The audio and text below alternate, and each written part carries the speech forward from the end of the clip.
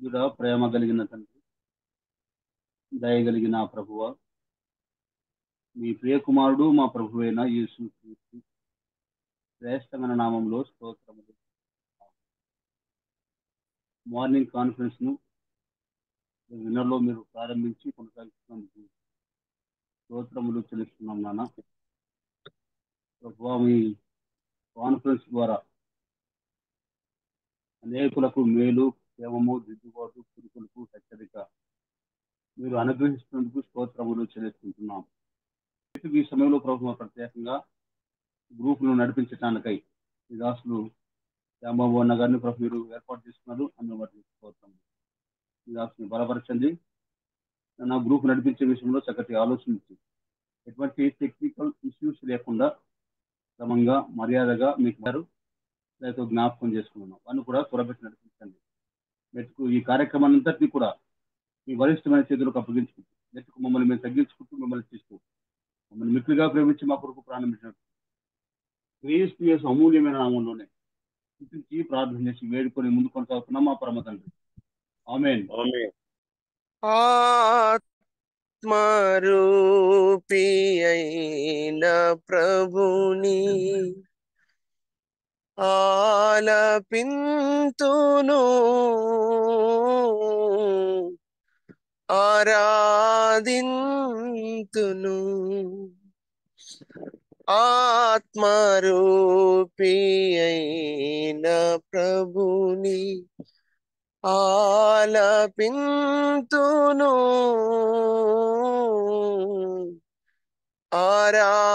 ఆరాధింతును.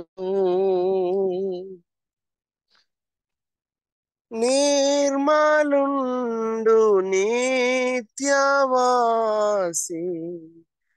నిరతము స్తోత్రార్హుడు. నిర్మలుండు నిత్యవాసి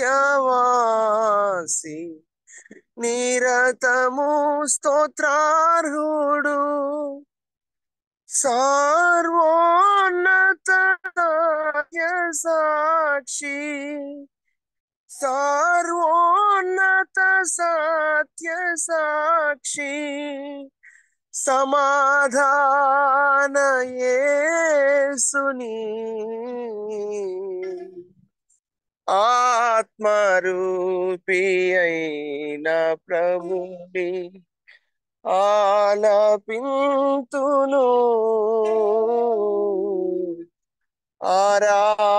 ఆరాధింతును. ఆదిలో నానతివ్వ గలిగే సర్వ సృష్టముల్ ఆదిలోన ఆనతివ్వ గలిగే సర్వ సృష్టముల్ ఏదేనులో ఆదాముకు, ఏదేనులో ఆదాముకు రూపమిడిన యేసుని ఆత్మరూపి అయిన ప్రభుని ఆలపింతును, ఆరాధింతును.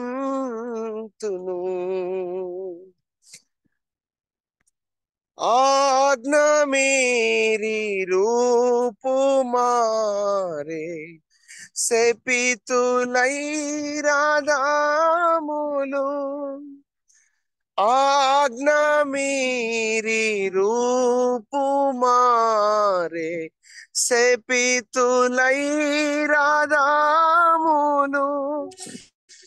ఆది రూపమివ్వనరవా, ఆది రూపమివ్వనరవా తారుడైన యేసుని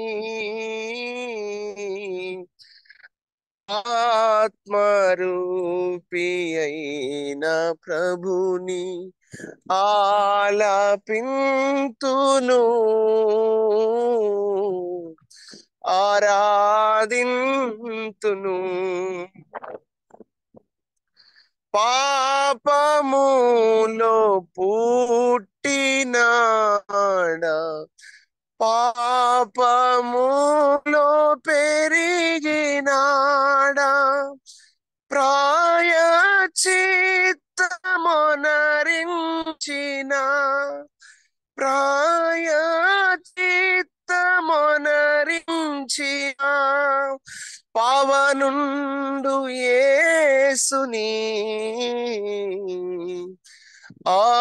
ఆత్మరూపి అయిన ప్రభుని ఆలపింతును,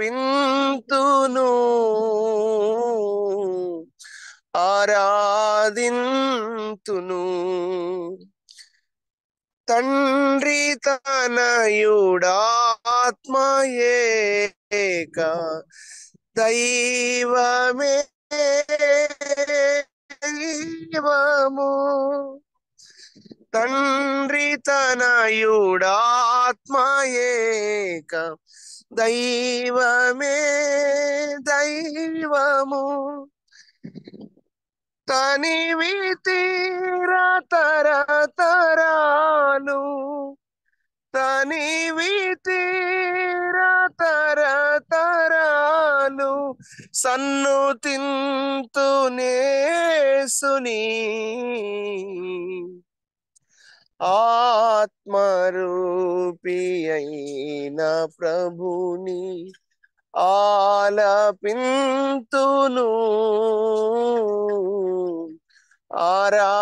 ఆరాధింతును. ఆత్మరూపి అయిన ప్రభుని ఆలపింతును,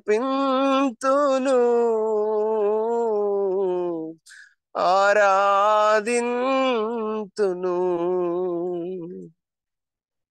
పాట పాడిన దేవుని సేవకులు జఫన్ అన్న గారికి ప్రభునామములు వందనాలు. వాక్యం కొరకు ప్రార్థన చేసుకుందాం. అనంతపురం నుంచి శివయ్య అన్న వాక్యం కొరకు ప్రార్థన చేస్తారు. పరిశుద్ధుడమైన మా తండ్రి, స్తోత్రాలు వందనాలు చెల్లిస్తూ ఉన్నాం ప్రభువా. మరి మా జీవితంలో మరొక దినం ఇచ్చి, మరొక తరుణము, మరొక సమయము, మరొక ఆవశ్యను పొడిగించినందుకే వందనాలు చెల్లిస్తున్నాను ప్రభువా. దినదినము ఆయన ఆత్మకు ఆహారం పంచుకున్న దేవానికి స్తోత్రములు నాన్న. అవును నా ప్రభువా, వాక్యం అందిస్తున్న నీ దాసుడు ఏమీ లేనింటివాడు, ఒట్టివాడు, మట్టివాడు అయినా ఆయన ద్వారాగా ప్రభువా మాకు కావలసిన వాక్యాన్ని అందించమని ప్రార్థన చేస్తూ ఉన్నాం. ఒక దిద్దుబాటు హెచ్చరిక నాయన మాకు దయచేయమని కూడా ప్రార్థన చేస్తున్నాం ప్రభువా. తండ్రి, మాకు కావలసిన ఎన్నో మేలు ఉన్నాయి, మీ మేలుకై వందనాలు చెల్లిస్తున్నాం ప్రభువా. నా తండ్రి, రాత్రంతా ఆలేటి బీరులో నైనా కాచి కంచె వేశావు, శిలవ నీడను మరగపరిచావు, సజీవ లెక్కలో చేర్చావు తండ్రి. ముందుని సమయం నీ పాదాలకు చెప్పుకుంటూ నీ దాసుని శిలవ నీడ మరగపరచు ప్రభువైన యేసు నామములో ప్రార్థన చేసుకుంటున్నాము తండ్రి. ఆమేన్. ఆమేన్. దేవుని వాక్యాన్ని విందాం. పెద్దలు దేవానంద అంకుల్ గారు మన మధ్యలో ఉన్నారు. మనకు దేవుని వాక్యాన్ని అందిస్తారు. శ్రద్ధగా విందాం. అంకుల్ వందనాలు. ప్రియులారా, ప్రభు అయిన యేసుక్రీస్తు వారి నామం పేరిట మీ అందరికి కూడా వందనాలు. మరి ప్రేమించి ఆహ్వానించి వాక్య పరిచర్య అప్పగించిన సోదరుడు బర్నబాస్ గారికి కూడా వందనాలు తెలియజేస్తున్నాను. వందనాలు. ఈరోజు వాక్య ధ్యానానికి సహాయకరంగా పరిశుద్ధ గ్రంథం అయినటువంటి బైబిల్ నుండి దేవుని వాక్యాన్ని చదువుకుందాం. ప్రకటన గ్రంథం 12వ అధ్యాయం 10, 11, 12 వచనాలు. ప్రకటన గ్రంథం 12వ అధ్యాయం 10, 11, 12 వచనాలు.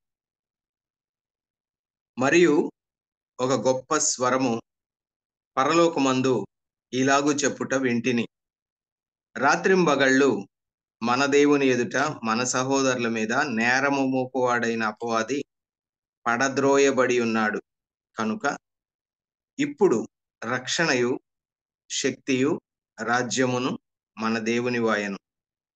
ఇప్పుడు అధికారము ఆయన క్రీస్తు దాయను.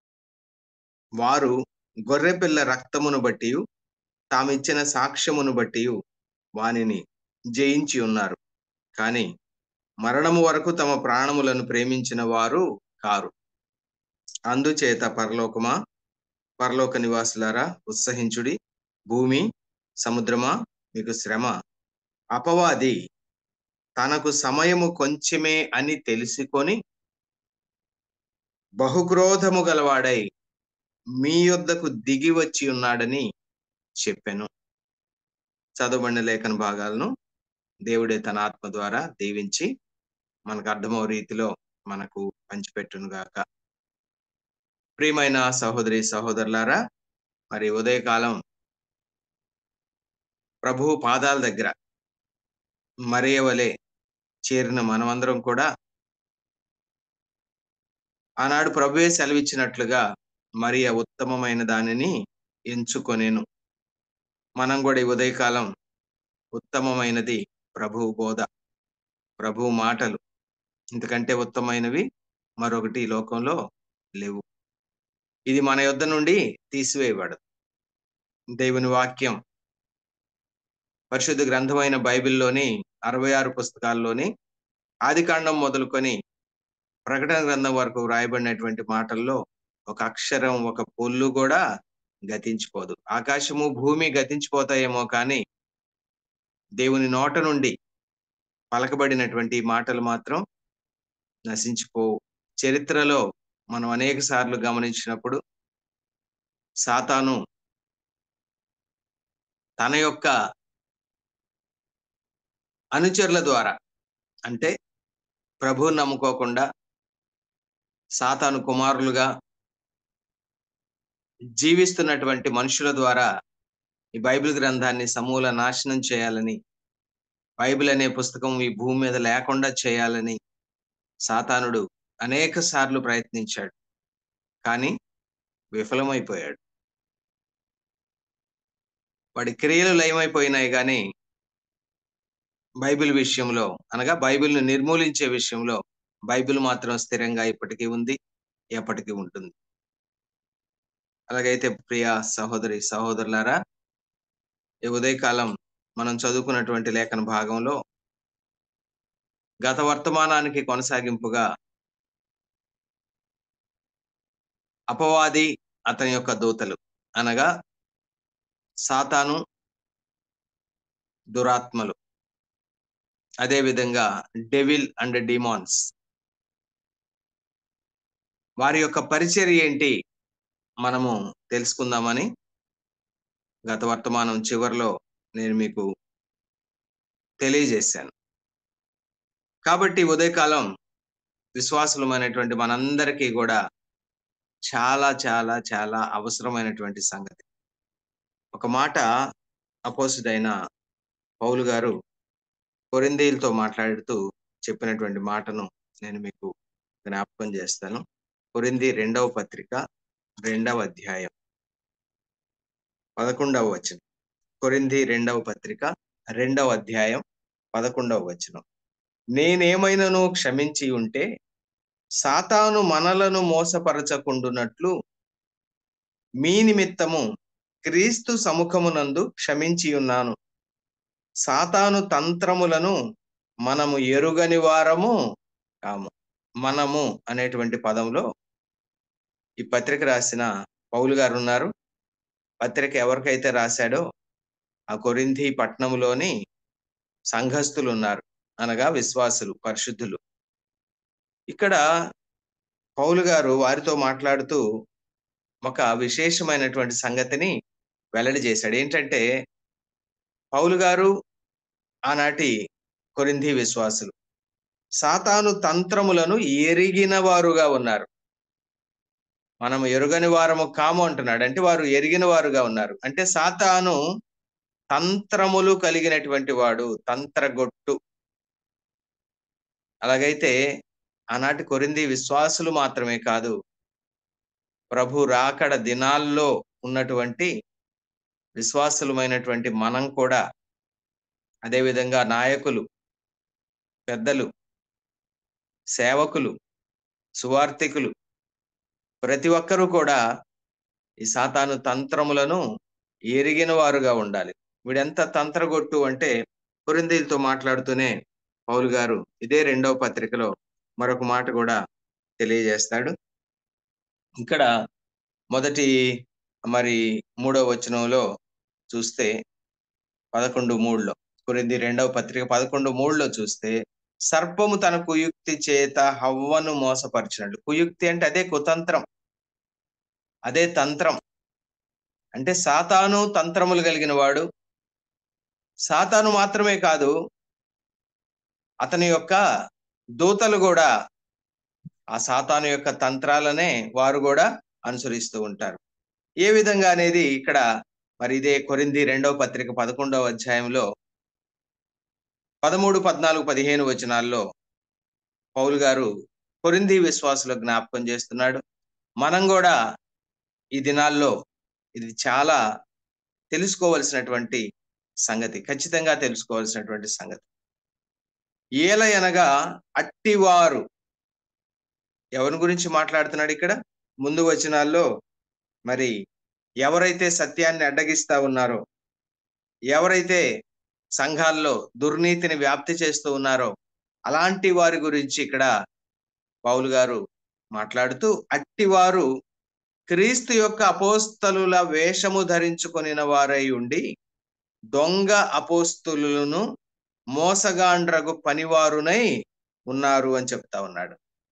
అలాగైతే ప్రియ సహోదరి సహోదరులారా, ఈ ఉదయకాలం సాతాను తంత్రాలు, సాతాను అతని యొక్క దూతలు విశ్వాసుల జీవితాల్లో, సంఘాల్లో చేసేటువంటి కార్యాలను మనం ఖచ్చితంగా తెలుసుకొని అప్రమత్తంగా ఉండాలని దేవుని యొక్క ఉద్దేశం. అందుకే దేవుడి సంగతులు గ్రంథస్థం చేయించాడు, మన ముందు ఉంచాడు. ఆనాడు అది ఎంత ముఖ్యమైన సంగతో ఎరిగినవాడు కాబట్టి పౌలు గారు కొరింథీయులకు ఉత్తరం వ్రాయడం జరిగింది. ఉత్తరంలో ఈ ముఖ్యమైనటువంటి సంగతులను ఆయన వ్రాయడం జరిగింది. ప్రియులారా, ఇక్కడ మనం ఏం చూస్తా ఉన్నామంటే, కొంతమంది అపోస్తలుల వేషము ధరించుకున్నారట.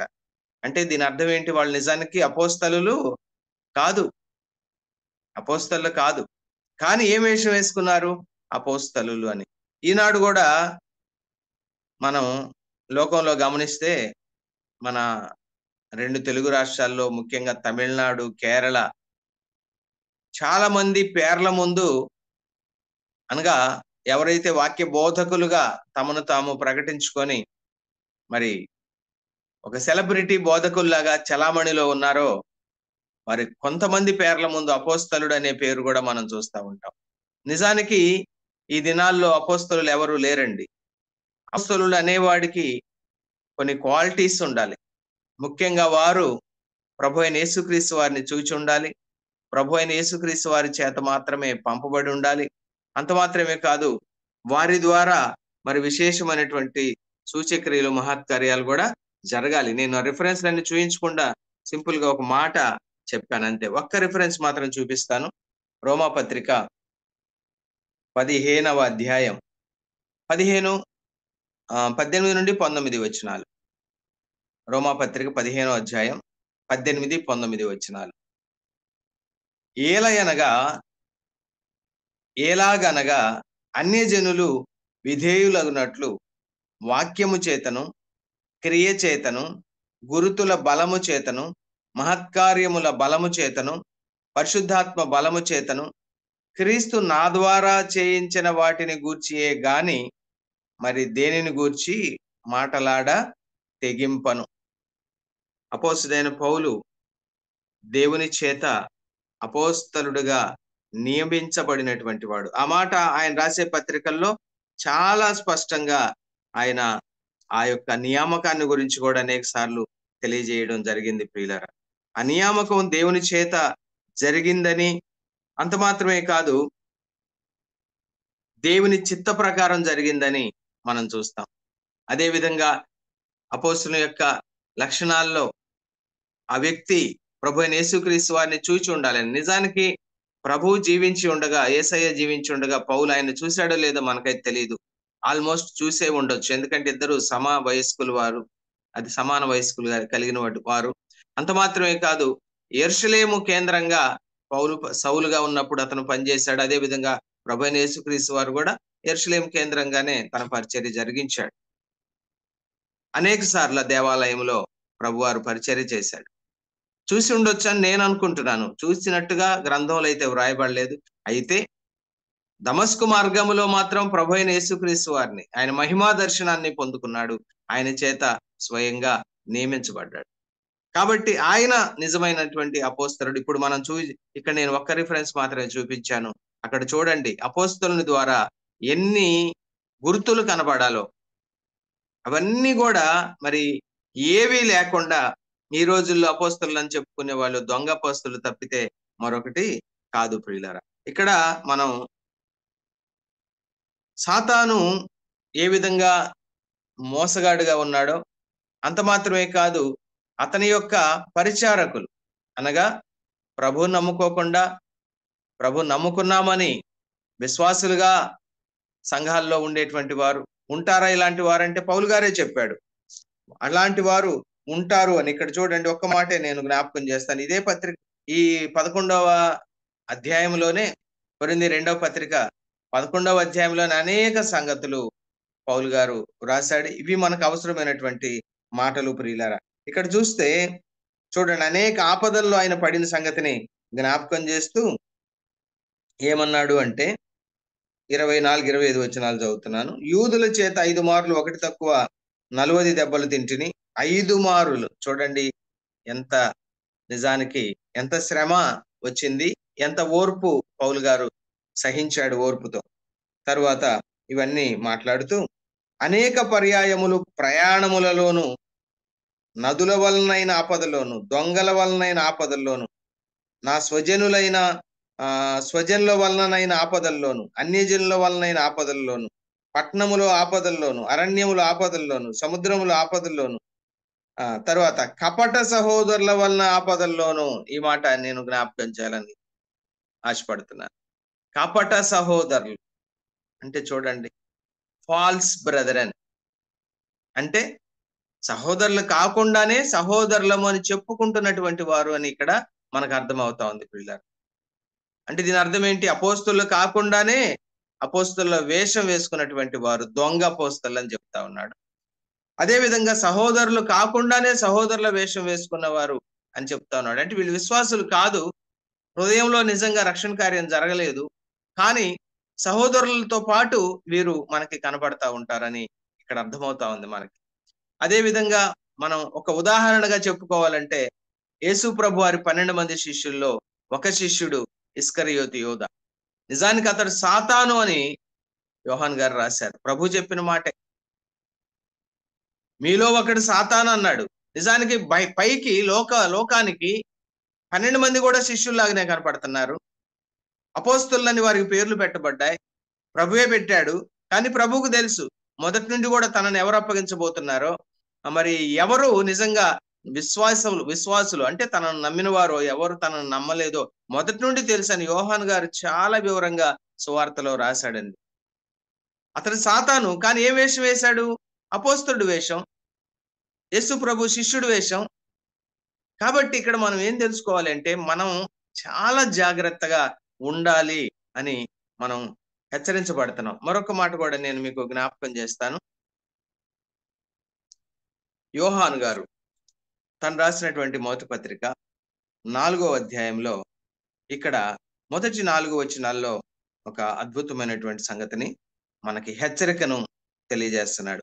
ప్రియులారా, అనేకులైన అబద్ధ ప్రవక్తలు లోకములోనికి బయలు వెళ్ళి ఉన్నారు.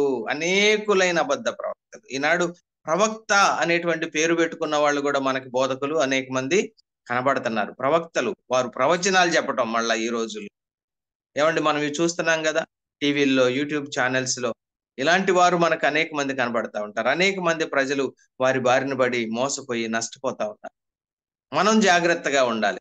ప్రవక్తలు ఉన్నారా ఈ కాలంలో? లేరు అని స్పష్టంగా చెప్పొచ్చు. కానీ సంఘ ఆరంభం కాలంలో ఉన్నారు ప్రవక్తలు. పాత నిబంధనలో ప్రవక్తలు ఉన్నారు.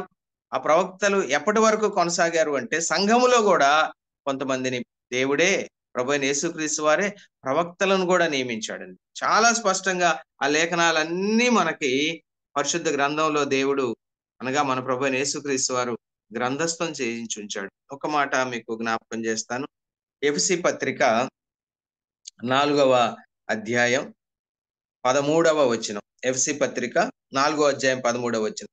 పరిశుద్ధులు సంపూర్ణులగునట్లు క్రీస్తు శరీరము క్షేమాభివృద్ధి చెందుటకును పరిచర్య ధర్మం జరుగుటకును ఆయన కొందరిని అపోస్తలుగాను, చూడండి మన పౌలు గారు లాంటి వారు, పేతురు గారు లాంటి వారు, అదే విధంగా ఇస్కరియోతు యూదా కాకుండా మిగిలిన 11 మంది శిష్యులు, ఇలాంటి వారు అపోస్తలులుగా దేవుడే, ప్రభువే వారిని నియమించాడు. కొందరిని ప్రవక్తలుగాను, కొందరిని సువార్తికులుగాను, కొందరిని కాపరులుగాను, మరి ఉపదేశకులుగాను నియమించెను. ఎక్కడ? సంఘములో. ఎందుకు? క్రీస్తు శరీరం సంఘం. ఆ శరీరం క్షేమాభివృద్ధి చెందాలి అంటే ఆదిమ సంఘంలో ప్రవక్తలు ఉన్నారు. మరి ఈ రోజుల్లో కూడా ప్రవక్తలు ఉన్నారా? కొంతమంది అడుగుతారు, అప్పుడు ఉన్నారు ఇప్పుడు ఎందుకు లేరు అని. ప్రవక్తలు అనగా ఎవరండి? దేవుని దగ్గర నుంచి ప్రత్యక్షంగా దేవుని దగ్గర నుండి సమాచారాన్ని, సంగతిని తెలుసుకొని దేవుని పక్షాన, దేవుని ప్రతినిధిగా ప్రజలకు తెలియజేసేవారు. ముఖ్యంగా ప్రజలకంటే సంఘానికి, విశ్వాసులకు తెలియజేసేవారు. అంటే వారు పలికేటువంటి ఆ మాటలు దేవుని దగ్గర నుంచి క్రొత్తగా వారు మనకు తెలియజేస్తున్న సంగతులు కాబట్టి వాటిని ప్రవచనం అన్నారు. అనగా ప్రవక్త పలికేది ప్రవచనం. ఈనాడు ప్రవచనాల అవసరము లేదు. ప్రవచనాలు కూడా ఆగిపోయినాయి. ఎందుకు? ఈనాడు అపోస్తలు లేరు, ప్రవక్తలు లేరు, ప్రవచనాలు కూడా లేవండి. ఎందుకు ప్రవచనం లేదు? బైబిల్ గ్రంథానికి ఒక పేరుంది. అటు పాత నిబంధన అయినా క్రొత్త నిబంధన అయినా ఇది ప్రవచన గ్రంథం. ఈ ప్రవచనం ఎందుకు ఆగిపోయింది అంటే ఒక్క మాట నేను మీకు చూపిస్తాను. ప్రకటన గ్రంథం 19వ అధ్యాయం. ప్రకటన గ్రంథం 19వ అధ్యాయం 10వ వచనం. ప్రకటన 19:10. అన్ని చదవని, ఇక్కడ చివరి మాట చదువుతున్నాను. యేసును గూర్చిన సాక్ష్యము ప్రవచన సారము. యేసును గూర్చిన సాక్ష్యము ప్రవచన సారం. ఈ సాక్ష్యం ముగించబడింది. అనగా బైబిల్ గ్రంథం, ప్రకటన గ్రంథం చివరిలో సమాప్తము అని రాశాడు. 22వ అధ్యాయము చిట్ట చివరి వచనమైనటువంటి 21వ వచనం తర్వాత సమాప్తము అని రాశాడు. దానికి ముందుగా 18, 19 వచనాల్లో, అనగా ప్రకటన గ్రంథం 22వ అధ్యాయం 18, 19 వచనాల్లో ఈ ముగించబడినటువంటి ప్రవచనంలో ఎవరైనా ఏదైనా కలపటానికి ప్రయత్నిస్తే, ముగించబడినటువంటి ప్రవచనంలో ఎవరైనా ఏదైనా తీసేయాలని ప్రయత్నిస్తే వారికి ఎలాంటి శిక్ష వస్తుందో ఇక్కడ హెచ్చరించాడు. అంటే దేవుని గ్రంథములో, ఈ దైవ గ్రంథములో దేవుని మాటలతో ఏమీ చేర్చకూడదు, ఈ దేవుని మాటల్లో నుండి ఏమీ తీసివేయకూడదు. కానీ ఈ రోజుల్లో ఎవరైతే మనం ఈ దొంగ అపోస్తలులని చెప్పుకుంటున్నామో, దొంగ ప్రవక్తలని చెప్పుకుంటున్నామో, వారు ఈ పనులు చేస్తూ ఉన్నారు. ఒక దినాన వారు దేవుని శిక్షకు గురవుతారు ప్రియులారా. అయితే ఇక్కడ నేనేమి మీకు జ్ఞాపకం చేస్తున్నాను. కొరింథీ 2వ పత్రిక 11వ అధ్యాయంలో మరెవరట? దొంగ అపోస్తలు. పిల్లారా, నేను ఎందుకు ఈ సంగతిని పర్టికులర్ గా జ్ఞాపకం చేస్తున్నాను అంటే, సాతాను తంత్రాలు ఇవన్నీ కూడా సంఘాలు క్షేమాభివృద్ధి చెందకుండా, సంఘాలు ప్రభువు మహిమ కొరకు నిలవకుండా, సంఘాలు ప్రభువుని ప్రకటించకుండా, ఇలాంటి దుర్బోధలను ప్రవేశపెట్టడం అది సాతాను తంత్రం. ఇది మనం తెలుసుకొని ఉండాలి. అలాగైతే ఇక్కడ ఏమంటున్నాడంటే కొరింథీ 2వ పత్రిక 11వ అధ్యాయము 13 మళ్ళా చదువుతున్నాను. ఏలయనగా అట్టివారు క్రీస్తు యొక్క అపోస్తలుల వేషం వేసుకుని వారై ఉండి దొంగ అపోస్తలను మోసగాండ్రగు పనివారునై ఉన్నారు. మోసగాండ్ర ఏం చేస్తారండి? ఇది సాతాను లక్షణం. సాతాను మొదటి నుండి కూడా వాడు మోసగాడని చెప్పాడు ప్రభువే స్వయంగా యోహాను సువార్త 8:44. ఇక్కడ ఆ విషయాన్ని మరొకసారి 3వ వచనంలో జ్ఞాపకం చేస్తూ ఏ విధంగా మరి మన తల్లిని మోసం చేశాడో అదే విధంగా వాడి యొక్క అనుచరులు కూడా ఈనాడు మనల్ని మోసం చేస్తారు అని హెచ్చరిస్తున్నాడు. తరువాత ఇది ఆశ్చర్యం కాదంటున్నాడు. అరే అలా జరిగిందా అని మనం ఆశ్చర్యపడాల్సిన అవసరం కూడా లేదు. ఎందుకంటే సాతాను తానే స్వయంగా తానే వెలుగుదూత వేషము ధరించుకొనుచున్నాడు. చూడండి, అతడే వేషగాడు. కాబట్టి అతని అనుచరులు కూడా, అనుచరులంటే దయ్యాలు కాదు, డీమాన్స్ కాదు, దురాత్మలు కాదు. ఇక్కడ ఆ దురాత్మల ప్రభావంతో పనిచేసేటువంటి కపట సహోదరులు, దొంగ పోస్తలు, మోసగాండ్రగు పనివారి గురించి హెచ్చరిస్తా ఉన్నాడు. హెచ్చరిక ఆనాటి కొరింథీయులకు మాత్రమే కాదండి, మనకి కూడా. చాలా మంది ఇలాంటి వారి మరి బారిన పడి మోసపోతా ఉంటారు. ఇందాక నేను మీకు జ్ఞాపకం చేశాను, యోహాన్ గారు కూడా ఆనాటి విశ్వాసులను హెచ్చరించాడు. ఏమని హెచ్చరించాడు? ఇప్పుడు చూడండి, ప్రియులారా, అనేకులైన అబద్ధ ప్రవక్తలు లోకములోనికి బయలు వెళ్ళి ఉన్నారు. చూడండి, అబద్ధ ప్రవక్తలు. ఎందుకు యోహాను గారు వారిని అబద్ధ ప్రవక్తలు అంటున్నాడు అంటే, ప్రవక్తలు అనేవారు ఈ గ్రంథం సమాప్తి చేయబడిన కాలానికి ఇక ప్రవక్తలనే ఆ ఆఫీస్ అంటే ఆ పోస్ట్ అందం మనకు బాగా అర్థమవుద్ది. సంఘంలో లేదు. ఈనాడు సంఘంలో ఉంది ఎవరండి? సువార్థికులు ఉన్నారు, సంఘములో పెద్దలు ఉన్నారు, సంఘంలో పరిచారకులు ఉన్నారు, విశ్వాసులు ఉన్నారు. కొన్ని సంఘాల్లో మరి పెద్దలే లేదా ఎవరైనా విశ్వాసులు ఫుల్ టైం మినిస్ట్రీకి వారు సమర్పించుకొని, సేవకు సమర్పించుకొని మరి సువార్త ప్రకటించి కొన్ని ఆత్మలను సంపాదించి వారు ఆయా సంఘాల్లో కాపరులుగా ఉన్నారు. వీరు తప్ప అపోస్తలులు కానివ్వండి, ప్రవక్తలు కానివ్వండి, నేటి దినాల్లో, ప్రభు రాకడ దినాల్లో ఉన్నాం మనం, లేరు లేరు లేరు. అలాంటి వారు ఉన్నారు అని ఎవరైనా చెప్పుకుంటే వారు మోసగాండ్రగు పనివారు, దొంగ అపోస్తలులు, అబద్ధ ప్రవక్తలు. ఇది గుర్తుపెట్టుకోవాలి మనం. ఇంకా ఇక్కడ మనం ఏం చూస్తా ఉన్నామంటే, ఇటీవల మా సంఘానికి కేరళ నుంచి ఒక సేవకుడు వచ్చాడు. ఆయన చెప్తున్నాడు, మీ ఆంధ్రాలో ఉన్నారో లేరో తెలియదు కానీ ప్రవక్తలు కేరళలో ఇబ్బడి ముబ్బడిగా ఉన్నారు. వాళ్ళు ఇక ప్రతిదీ రాజకీయాల గురించి ప్రవచనాలట, ప్రకృతి విపత్తుల గురించి ప్రవచనాలు. ముఖ్యంగా ఎప్పుడయ్యా?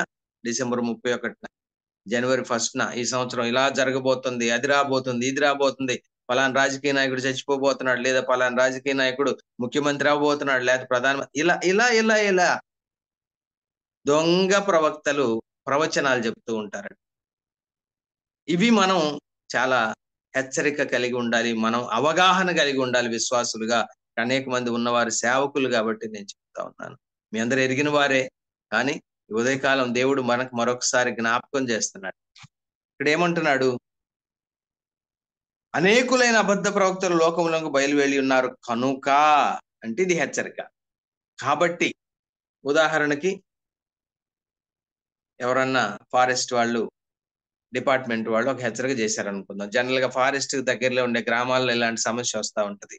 అడవిలో నుంచి ఒక పులి తప్పించుకొని గ్రామాల్లోకి వచ్చింది, జాగ్రత్తగా ఉండండి, తప్పించుకొని వచ్చింది కనుక మీరందరూ జాగ్రత్తగా ఉండండి అని హెచ్చరిస్తా ఉంటారు. కనుక ఎందుకు? పులి తప్పించుకొని వచ్చింది కనుక. అట్లానే అనేక మంది బయలుదేరారు. ఎక్కడికి బయలుదేరారు? లోకంలో బయలుదేరారు అబద్ధ ప్రవక్తలు కనుక. ఇప్పుడు చూడండి, ప్రతి ఆత్మను నమ్మక ఆయా ఆత్మలు దేవుని సంబంధమైనవో కావో పరీక్షించుడి. చూడండి, ప్రతి ఆత్మను నమ్మక. నేను ప్రవక్తనని రాగానే చేర్చుకోవటం, లేకపోతే నేను దేవుని సేవకుడిని రాగానే చేర్చుకోవటం, లేకపోతే నేను విశ్వాసినని రాగానే చేర్చుకోవటం, ఇది చెయ్యొద్దు అంటున్నాడు. ఎందుకు? కపట సహోదరులు ఉన్నారు, అంటే దొంగ విశ్వాసులు ఉన్నారు. కపట సేవకులు అంటే పనివాండ్రు సేవకులు ఉన్నారు, అంటే వారు నిజంగా సేవకులు కాదు. అదే విధంగా దొంగ అపోస్తలులు ఉన్నారు, అదే విధంగా దొంగ ప్రవక్తలు ఉన్నారు, అబద్ధ ప్రవక్త. ఈ విషయాన్ని పేతురు గారు కూడా హెచ్చరించాడండి. పేతురు రాసిన 2వ పత్రిక 2వ అధ్యాయం. పేతురు రాసిన 2వ పత్రిక 2వ అధ్యాయం. మరియు అబద్ధ ప్రవక్తలు ప్రజలలో ఉండిరి, అటువలనే మీలోను అబద్ధ బోధకులు ఉందురు. చూడండి, ఇది మరొక కేటగిరీ. బోధకులు ఉన్నారు కానీ మన మధ్య అబద్ధ బోధకులు కూడా ఉంటారంట. అంటే బైబిల్ గ్రంథం సత్యవేదం. ఈ సత్యవేదములో అసత్యాన్ని కలిపి చెప్పేవాళ్ళు ఇప్పుడు వీళ్ళే సెలబ్రిటీ బోధకులండి. ఇప్పుడు వేలు వాళ్ళని వెంబడిస్తా ఉంటారు. ఒక ఆయన చెప్పుకుంటాడు, 3 లక్షల మంది సభ్యులు ఉన్నారు మా సంఘంలో అంటాడు. అదంతా గింజలో పొట్టో ఎవరికి తెలుసు? రేపు సంఘం ఎత్తబడే దినాన అర్థమవుద్ది ఎవరు ఆ ఎత్తబడే గుంపులో ఉంటారో, ఎవరు విడిచిపెట్టబడతారో. నేను ఎందుకు జ్ఞాపకం చేస్తున్నానంటే ప్రియులారా, ఇవన్నీ మనకి హెచ్చరికలు. విశ్వాసులమైనటువంటి మనం ఇలాంటి విషయాల్లో అప్రమత్తంగా ఉండాలి, అంటే జాగ్రత్తగా ఉండాలి అని మనం హెచ్చరించబడతా ఉన్నాం. ఎందుకంటే ఇలాంటి వారిని ఎలా కనిపెట్టవచ్చు, వీరితోటి వచ్చే ప్రమాదం ఏంటి అనేది ఇక్కడ చూపిస్తా ఉన్నాడు. నేను ఎందుకు ఈ సంగతులు చెప్తున్నానంటే, వీళ్ళ వెనక ఉన్నది ఎవరు? అపవాది, వాడి దూతలు. అది మన మెయిన్ అంశం. అది దయ్యాల పరిచర్య, సాతాను అతని అనుచరుల యొక్క పరిచర్య. వారు డైరెక్ట్ గా పనిచేయలేరు, ఎందుకంటే వాళ్ళు ఆత్మజీవులు కాబట్టి వాళ్ళు ఏం చేస్తారు? మనకు పాత నిబంధనలో మరి ఫస్టే మొట్టమొదటి మానవుల్నే సర్పము ద్వారా మోసపరిచాడు. అంటే సాతాను డైరెక్ట్ గా రాలా, సర్పము ద్వారా మధ్యలో ఒక మీడియేటర్ని తీసుకున్నాడు. ఎందుకు? ఉదాహరణకి మనకి 2 వ్యక్తులు తెలుసు అనుకుందాం. ఒక అతడు బాగా తెలివిగలవాడు, బాగా చదువుకున్నాడు, ఒక అతడు తెలివి తక్కువవాడు. వాళ్ళిద్దరు వచ్చి మనకు ఒక విషయంలో సలహా ఇచ్చారు అనుకుందాం. ఇద్దరు వచ్చి మన దగ్గరికి ఒక సంగతిని గురించి మనకు సలహా ఇచ్చారు అనుకుందాం. ఎవరి సలహా మనం పాటిస్తాం? ఇదిగో బాగా తెలివిగలిగిన వాడు, బాగా చదువుకున్నవాడు, ఇతడు ఇచ్చిన సలహా కరెక్ట్ అయి ఉంటదని చెప్పి అది నమ్ముతాం మనం. కానీ తెలివి తక్కువడని మనకు తెలుసు, అతన్ని నమ్ముతామా? నమ్మం. అందుకనే సాతాను ఎంత తంత్రగొట్టంటే, అవ్వను మోసపరచడానికి ఎవరిని వాడుకున్నాడండి? ఎవరిని వాడుకున్నాడు? అక్కడ రాయబడిన మాట, పరిశుద్ధాత్ముడు రాయించిన మాట మోషే గారి ద్వారా. చూడండి, ఆదికాండం గ్రంథం 3వ అధ్యాయం 1వ వచనం చూస్తే, దేవుడైన యెహోవా చేసిన సమస్త భూజంతువులలో సర్పము యుక్తి గలదై ఉండెను. చూడండి, ఆ సర్పాన్ని ఎంచుకున్నాడండి అపవాది, సాతాను. ఎందుకు? హవ్వమ్మ కూడా మరి దేవుని జ్ఞానం కలిగిన ఆమె, దేవుని రూపంలో చేయబడిన ఆమె కదా. మరి ఆమెను నమ్మించాలంటే ఇదిగో ఇక్కడ సెలక్షన్ చూడండి. అందుకనే మనల్ని ఎవరిని ఎట్లా నమ్మించగలనో, ఎవరిని ఎట్లా మోసం చేయగలనో అపవాదికి బాగా తెలుసు. కాబట్టే ఇక్కడ హవ్వను మోసం చేయాలంటే సెలెక్ట్ చేసుకున్నాడు. ఇన్ని భూజంతువుల్ని దేవుడు చేశాడు కదా, ఎవరితో చెప్పిద్దాం అని ఆలోచన చేశాడేమో. చివరికి సర్పాన్ని ఎంచుకున్నాడు. ఎందుకంటే అన్ని భూజంతువుల్లో కూడా ఇది యుక్తి గలది. ఈ తంత్రము కలిగిన వాడు ఏం చేశాడంటే ఆ యుక్తి కలిగినటువంటి సర్పాన్ని ఎంచుకున్నాడు. అలానే ఇక్కడ మనం చూస్తా ఉన్నాము, ఈ అబద్ధ బోధకులు కూడా ఎలా ఉంటారు అంటే, దేవుడు చెప్పినటువంటి సత్యములో, దేవుడు ఏం చెప్పాడు ఆదాముకి, తద్వారా హవ్వకి, ఆ పండు తినొద్దయ్యా, ఆ పండు తింటే మీరు చచ్చిపోతారు అని చెప్పాడు. కానీ అపవాది వచ్చి ఏం చెప్తున్నాడు? ఎవరి ద్వారా? ఇది కూడా చాలా ఇంపార్టెంట్. నేను ఎందుకు ఈ సంగతిని మీకు జ్ఞాపకం చేస్తున్నానంటే, యోహాన్ గారు ఏమన్నాడు? ప్రతి ఆత్మను నమ్మొద్దు అన్నాడు. ఎందుకంటే అనేక మంది అబద్ధ ప్రవక్తలు లోకంలోనికి బయలుదేరారు. ఇక్కడ పేతురు గారు అంటాడు, అబద్ధ ప్రవక్తలు మాత్రమే కాదు, అబద్ధ బోధకులు కూడా బయలుదేరారు అంటాడు. కాబట్టి మనం ఎవరిని నమ్మాలి? అది మనం విచక్షణ జ్ఞానం వాక్యానుసారంగా మనం కలిగి ఉండాలి. ఇక్కడ ఏం చెప్తున్నాడు అంటే, అబద్ధ బోధకులు కూడా ఉన్నారు. వీరు ఏం చేస్తారు అంటే, తమ అబద్ధాలతో అదిగో మోసగాండ్రగు పనివారు కాబట్టి మోసం చేస్తారు. మీకు అందరికి తెలిసిన మాటే, మత్తయి సువార్త 24వ అధ్యాయంలో ప్రభువారు ఒలీవల కొండ మీద కూర్చొని ఉండగా ఎదురుగా దేవుని ఆలయం స్పష్టంగా కనపడుద్ది. ఇజ్రాయెల్ దేశానికి వెళ్ళిన వాళ్ళకి తెలుసు ఆ సంగతి. లేదా ఈరోజు మనం యూట్యూబ్ లోనైనా ఆ పిక్చర్స్ చూడొచ్చు. ఒలీవల కొండ మీద నుంచి దేవాలయ మరి దృశ్యం. ఇప్పుడు అక్కడ దేవాలయం లేదు, అక్కడ మరి డోమ్ ఆఫ్ ది రాక్ అనే కట్టడం ఒకటి ఉంది, అల్-అక్సా మసీదు. ఆ స్థానంలో ఒకప్పుడు సొలొమోను దేవాలయం ఉండేది, తరువాత జెరుబ్బాబెల్ దేవాలయం ఉండేది. అది ధ్వంసం చేయబడినాయి.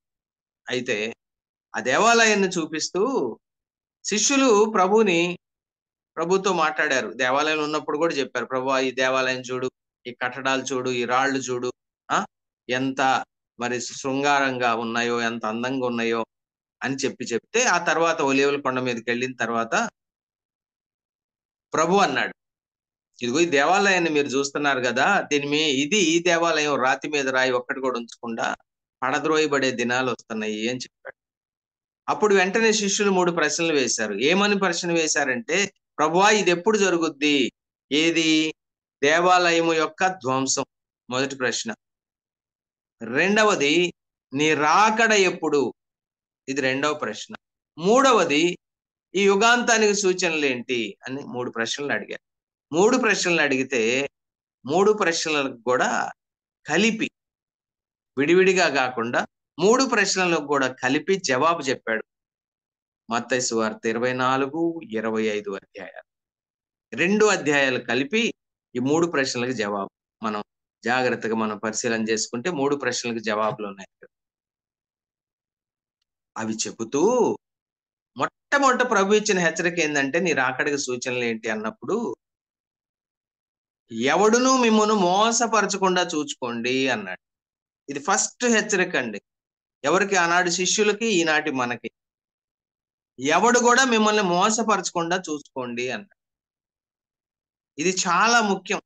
ఆనాడు మన తల్లి అవ్వమ్మ మోసపోయింది. చెప్పింది, అమ్మా నేను తినొద్దని చెప్పిన పండు నువ్వెందుకు తిన్నావు అని అడిగితే ఏమని చెప్పింది?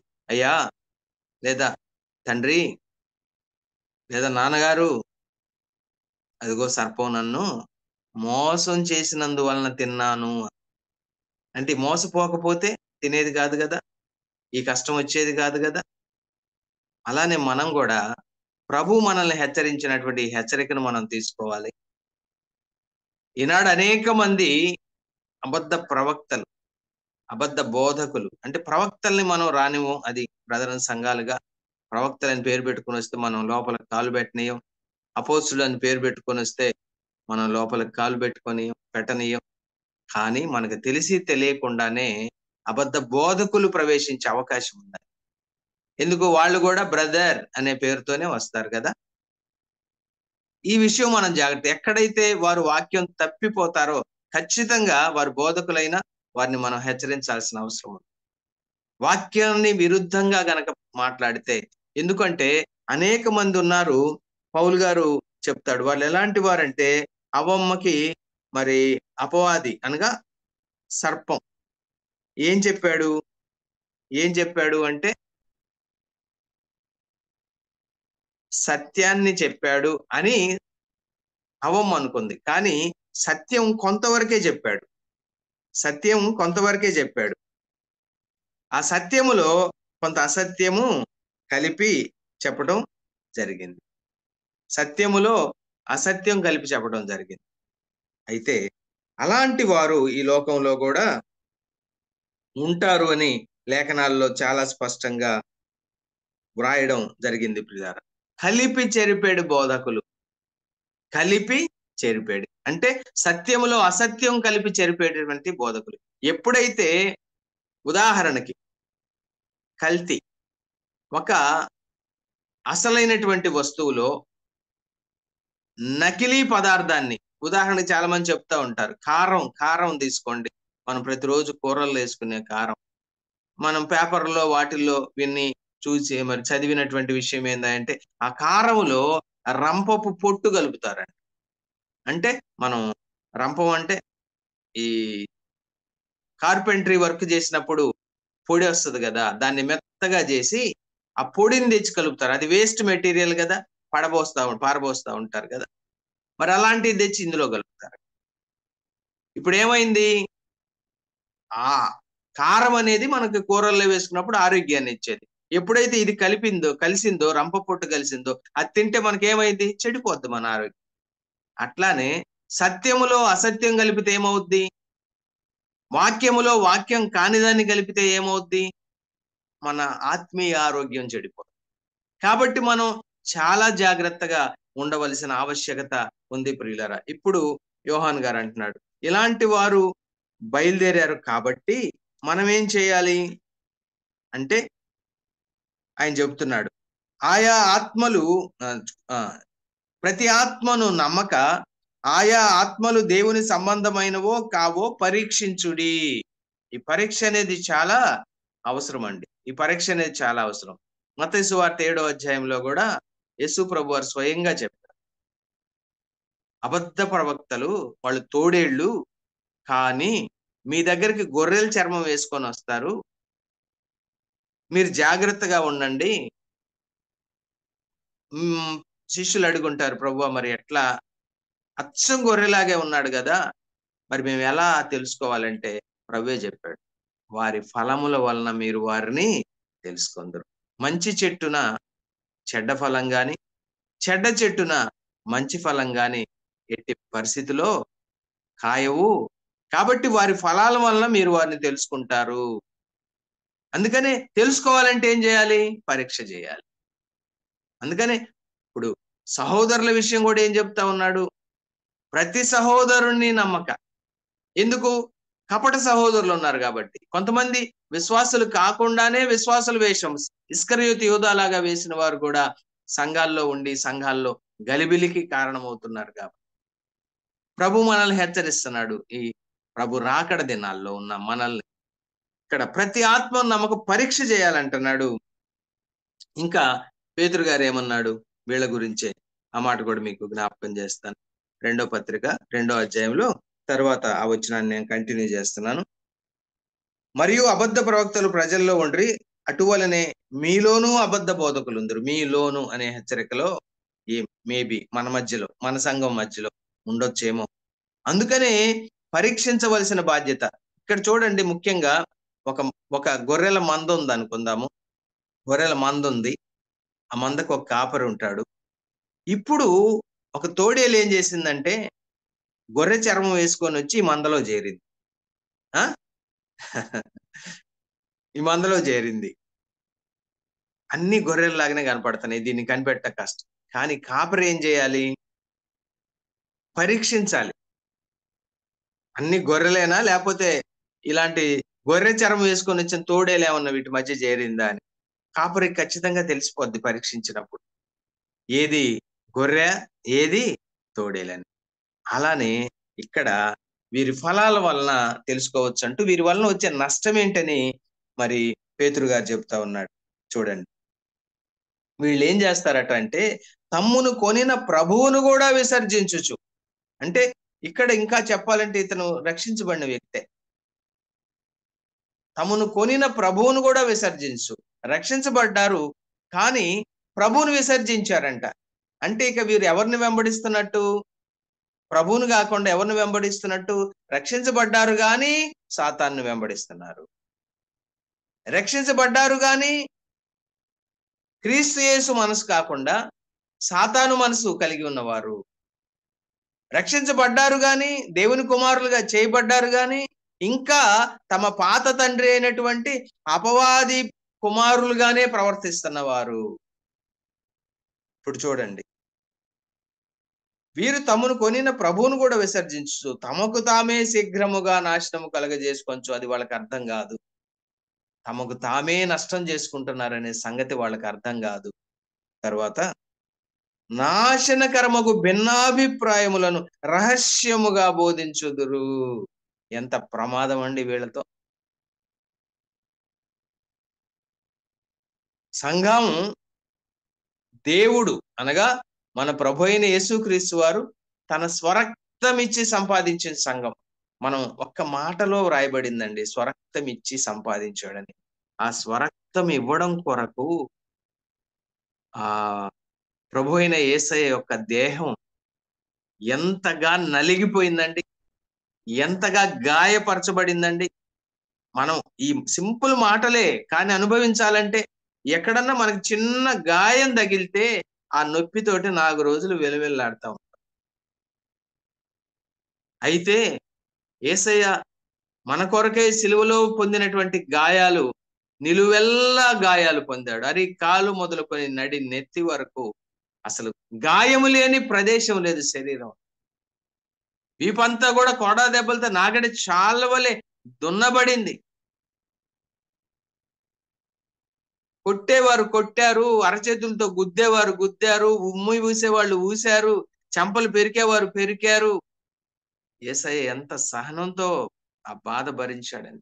ఎందుకు? సంఘాన్ని ప్రేమించాడు కాబట్టి. సంఘం కొరకు ఎంతగా యేసయ్య సమర్పించుకున్నాడు, ఎంతగా గాయపడటానికి గాయపరచబడటానికి తన దేహాన్ని అప్పగించాడు. ముందుగానే ప్రవచనాలు రాయబడ్డాయి కదా, కొట్టు వారికి నా వీపును అప్పగించి తిని, చెంపలు పెరుకు వారికి నా ముఖాన్ని అప్పగించి తిని, ఉమ్మివేయు వారికి నా ముఖాన్ని దాచుకోలేదు, నేను సిగ్గుపడనని ఎరిగి నా ముఖమును చెకుముకి రాతివలే చేసుకుంటున్నాడు. వారు నా వీపును దున్నారన్నాడు. వీపు మీద దున్నారు, చాళ్లను పొడుగ్గా చేశారు. ఇవన్నీ కూడా ముందుగానే ప్రవచనం ద్వారా, ప్రవక్తల ద్వారా ప్రభువు మాట్లాడి ఆ ప్రవచన నెరవేర్పుగా తన జీవితంలో తన సొంత శరీరం మీద యేసయ్య అనుభవించాడండి. రక్తం కార్చాడు, సంఘాన్ని కొన్నాడు. ఈ సంఘం ఎవరిది? దేవుడు తన స్వరక్తం ఇచ్చి సంపాదించిన తన సంఘమును కాయుటకు. దేనియందు అంటే ఏ స్థానిక సంఘంలో నిన్ను కాపరిగా ఉంచాడో, నిన్ను పెద్దగా ఉంచాడో, నిన్ను పరిచారకుడిగా ఉంచాడో, నిన్ను ఒక విశ్వాసిగా ఉంచాడో, ఆ సంఘ క్షేమం కొరకు నువ్వు పాటుపడవలసిందే. కానీ ఆ సంఘ క్షేమానికి, ఆ సంఘ అభివృద్ధికి విఘాతం కలిగించే చిన్న పని కూడా నువ్వు చేస్తే ఎంత శిక్ష, ఎంత అవమానం రేపు క్రీస్తు న్యాయపీఠం ఎదుట. ప్రియ సహోదరుడా, ప్రియ సహోదరి, సంఘం యేసయ్యది. ఈ సంఘములో నీవు నేను అంగాలుగా ఉన్నాం. ప్రతి అంగం కూడా మన శరీరంలో చూడండి, ఈ శరీరం యొక్క క్షేమాభివృద్ధి కొరకే పాటుపడుద్ది, కానీ ఈ శరీరం యొక్క నష్టానికి ఏ అంగం కూడా పాటుపడదు. అలానే సంఘములో అంగాలుగా సమకూర్చబడినటువంటి మనం కూడా సంఘక్షేమం కొరకు పాటుపడాలి. ఎందుకు నేను ఇది హెచ్చరిక చేస్తా ఉన్నానంటే, మన ప్రక్కన ఎవరున్నారు అంటే, ఇదిగో అబద్ధ ప్రవక్తలు ఉన్నారు, దొంగ అపోస్తలు ఉన్నారు, అబద్ధ బోధకులు ఉన్నారు, కపట సహోదరులు ఉన్నారు. కాబట్టి మనం ఎంత జాగ్రత్తగా ఉండాలి. ప్రతి ఆత్మను నమ్మకూడదు, పరీక్ష చేయాలి. ఎప్పుడైతే పరీక్ష చేస్తామో ఏది తోడేలో ఏది గొర్రెో మనకు అర్థమవుతుంది. అంత మాత్రమే కాదు, ఈ అబద్ధ బోధకులు వారిని మనం గమనించినప్పుడు వారు ఎలా ఉంటారు అంటే, భిన్నమైనటువంటి అభిప్రాయాలను, భిన్నమైనటువంటి చూడండి బోధలను రహస్యంగా బోధిస్తూ ఉంటారండి. రహస్యంగా అంటే సాతాను కూడా వాడు పడిపోకముందు, ఇంతకుముందు జ్ఞాపకం చేశాను మీకు, యెహెజ్కేలు గ్రంథం 28వ అధ్యాయంలో, అతనిలో పాపం కనపడే వరకు నమ్మకంగా ఉన్నాడు. కానీ ఎప్పుడైతే అతనిలో ఒక దురాశ ప్రవేశించిందో, నేను ఆ మహోన్నతుడితో నన్ను నేను సమానంగా చేసుకుందామనే ఆశ అతనిలో పుట్టిందో, దేవుని నక్షత్రాల కంటే కూడా నా సింహాసనాన్ని హెచ్చించుకుంటాను, ఉత్తర దిక్కునున్న సభాపర్వతం మీద కూర్చుంటాను, మహోన్నతునితో నన్ను నేను సమానంగా చేసుకుంటాను అనే ఆలోచన వచ్చిందో అప్పటి నుండి కూడా రహస్యంగా తన యొక్క పనిని మొదలుపెట్టాడు. నీవు పాపము చేయుచూ వచ్చితివి అన్నాడు యెహెజ్కేలు గారి ద్వారా దేవుడు. పాపము చేయుచూ వచ్చితివి. ఏం పాపం? అది కూడా జ్ఞాపకం చేశాను మీకు. తన తోకతో ఆకాశ నక్షత్రాల్లో 3వ వంతుని అనగా కోట్ల కోట్ల దేవదూతల్ని మోసం చేశాడండి. తన అబద్ధాలతో మోసం చేశాడు. వాడి నైజమే అది. మోసం చేసి వారిని కూడా తనతో పాటు అక్కడి నుండి పడిపోవటానికి కారకుడయ్యాడు. ఇప్పుడు వారే దయ్యాలు, దురాత్మలు, అపవిత్రాత్మలు. ఆ లూసిఫర్ ఏమో, ఆ తేజో నక్షత్రం ఏమో అపవాదిగా మారాడు. ఆ పరిశుద్ధులైన దేవదూతలేమో అపవిత్ర ఆత్మలుగా మారారు. ఈ రీతిగా వారు డైరెక్ట్ గా పనిచేయలేరు కాబట్టి, వారు ఆత్మలు కాబట్టి, ఇదిగో ఇలాంటి మనుష్యులను ఉపయోగించుకొని సంఘాలలో విశ్వాసులను నష్టపరచటం తమ అబద్ధ బోధల ద్వారా, అదే విధంగా భిన్నాభిప్రాయాలను బోధించడం ద్వారా సంఘాల్లో విభేదాలు తీసుకొని రావడం. అదే విధంగా మనము నమ్మిన తర్వాత నమ్మకంగా జీవించకుండా ఇక్కడే కనబడుతున్నారు మనకి. తమను కొనిన ప్రభువును కూడా విసర్జించేటట్లుగా వీరు చేస్తారు. అందుకనే మనం జాగ్రత్తగా ఉండాలి. అపవాది తనకు సమయము కొంచెమే నెరిగి బహుక్రోధము గలవాడే మీ యొద్దకు దిగి వచ్చి ఉన్నాడు అంటారు. ఈ వేలు నా వైపే చూపిస్తుందేమో, అనగా నా సంఘం వైపే చూపిస్తుందేమో, నీ సంఘం వైపే చూపిస్తుందేమో. మీ యొద్దకే దిగి వచ్చి ఉన్నాడు. మరి మనం అందరం కూడా ఎంత జాగ్రత్తగా ఉండాలండి. ప్రభు రాకడ దినాల్లో అకస్మాత్తుగా మనం ఊహించని సమయంలో ఆర్భాటముతో, ప్రధాన దూత శబ్దముతో, దేవుని బోరతో పరలోకం నుండి ప్రభు దిగి వస్తే సిద్ధపడకుండా ఒకవేళ నేనుంటే సిగ్గుపడాల్సి వస్తుంది. క్రీస్తు న్యాయపీఠం ఎదుట అవమానం ఎదుర్కోవాల్సి వస్తుంది. కాబట్టి ప్రియ సహోదరి సహోదరులారా, దైవ గ్రంథము ద్వారా ప్రభు మనల్ని హెచ్చరిస్తూ ఉండగా మనము మన యొక్క విశ్వాస జీవితాన్ని మరి ఎంతో జాగ్రత్తగా, భయముతో, వణకుతో కొనసాగించాలి అనేది లేఖనాలు మనకు హెచ్చరిస్తూ ఉండగా ఈ మాట నేను చదివి నేను ముగిస్తాను. చూడండి, 2వ వచనం, పేతురు 2వ పత్రిక 2వ అధ్యాయం 2వ వచనం. మరియు అనేకులు వారి పోకిరి చేష్టలను అనుసరించి నడుతురు. ఇది ప్రమాదం. ఎవరైతే అబద్ధ బోధకులు ఉన్నారో, భిన్నాభిప్రాయాలను రహస్యంగా బోధిస్తారో, ఎవరైతే కపట సహోదరులు ఉన్నారో భిన్నాభిప్రాయాలను రహస్యంగా బోధిస్తారో, ఇలాంటి వారిని అనుసరించి కొంతమంది వారి పోకిరి చేష్టలు అంటున్నాడు. చూడండి ఎంత పెద్ద పదం వాడాడో పేతురు గారు. సంఘాల్లో పోకిరి చేష్టలు ఉండొచ్చా అండి? కానీ అలాంటి ఉండటం వలన అనేక మంది వారిని అనుసరించి నడిచి చెడిపోతారట. చూడండి ఏమంటున్నాడు, వారిని అనుసరించి నడుస్తారు, వీరిని బట్టి సత్య మార్గము దూషించబడును. వీరిని బట్టి, చూడండి ఆ పర్టికులర్ పర్సన్స్ ఎవరినైతే నేను జ్ఞాపకం చేశానో వీరిని బట్టి, సత్య మార్గం అంటే నేనే మార్గమును సత్యమును జీవమునని చెప్పిన మన ప్రభు అయినటువంటి యేసుక్రీస్తు వారి యొక్క మార్గం, ఆ మార్గమే దూషించబడుద్దట. రోమపత్రిక 2వ అధ్యాయంలో ఏమన్నాడు, మిమ్మును బట్టియే కదా అన్యజనుల మధ్య నా ఘనమైనటువంటి నామం అవమానానికి గురవుతా ఉందన్నాడు. నా నామానికి అవమానం వస్తుంది మీ వల్లే అన్నాడు. తర్వాత ఇంకేమంటున్నాడంటే, వారు అధిక లోబులు అంటే ధనాపేక్ష పరులుగా ఉంటారట. ఇలాంటి వారు, లోభత్వం అనగా ధనాపేక్ష.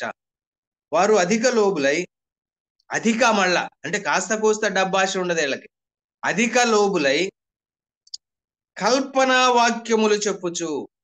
కల్పన కథలేనండి, ముచ్చట్లు మనం చూస్తూ ఉంటాం కదా, ముచ్చట్లు అంతే. కల్పనా వాక్యములు చెప్పుచు మీ వలన లాభము సంపాదించుకొందురు. మీ వలన అంటే విశ్వాసం. తర్వాత వారికి పూర్వము నుండి విధింపబడిన తీర్పు ఆలస్యము చేయదు, వాని నాశనము కునికి నిద్రపోదు. ఎందుకంటే దేవదూతలు పాపం చేసినప్పుడు దేవుడు వారిని విడిచిపెట్టలేదు. ఏం చేశాడు విడిచిపెట్టకుండా? పాతాళ లోకములోని కటిక చీకటి గల బిలాలలోనికి త్రోసి తీర్పునకు కావలిలో ఉంచుటకు వారిని అప్పగించను. ఆ పడిపోయినటువంటి దేవదూతలు అనగా దురాత్మలు ఇప్పుడు అనేక మందిని పాతాళంలో ఉన్న కటిక చీకటి గల బిలాల్లో ఉంచాడు. కానీ కొంతమంది స్వేచ్ఛగా విడిచిపెట్టబడ్డారు. ఎందుకు విడిచిపెట్టబడ్డారో కూడా ఇంతకుముందు నేను జ్ఞాపకం చేశాను. మన పరీక్ష కోసం, మన విశ్వాస జీవితానికి మెరుగులు దిద్దడం కోసమే.